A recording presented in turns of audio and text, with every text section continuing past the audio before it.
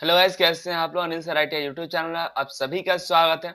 Banaras locomotive works Banarasi, इसका apprentice का notification आया था और आज देखेंगे इसके एक लेटेस्ट न्यूज निकल के आई हुई है। तो चलिए इसी के बारे में देखेंगे। तो सबसे पहले आपका बीएलडब्ल्यू डीएलडब्ल्यू था पहले, तो अब बीएलडब्ल्यू हो गया है। तो इसका कोई भी नोटिफिकेशन जाना है तो बीएलडब्ल्यू इंडियन रेलवे की वेबसाइट पर आएंगे, इसका लिंक डिस्क्रिप्शन में दे देंगे और न्यूज एंड इवेंट्स पे जाएंगे और यहाँ पे पोस्टपोन हो गया है। आपका जो डॉक्यूमेंट वेरिफिकेशन का डेट था उसको पोस्टपोन कर दिया गया है। तो आखिर कब होगा ये जानकारी आपको होनी चाहिए। तो देखिए, आप 44वां बैच है, 2021 का है आपका।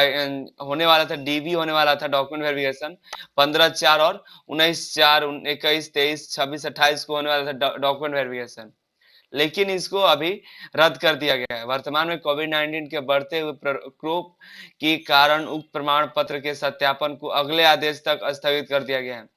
तो अगला जब तक आदेश नहीं आएगा तब तक ये अभी रुका गया है कोविड-19 के लिए।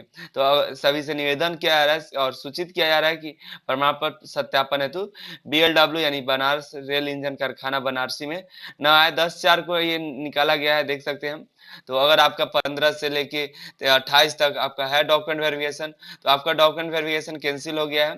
तो और बीएलडब्ल्यू के लिए आप फॉर्म अप्लाई किए थे 44वां बैच में, तो डॉक्यूमेंट वेरिफिकेशन का डेट कैंसिल हो गया है। नया डेट जैसे ही आएगा आपको ये वेबसाइट है, वेबसाइट पर पब्लिश कर दिया जाएगा। यहीं पे न्यूज एंड इवेंट्स रहेगा तो यहाँ पे पब्लिश कर दिया जाएगा।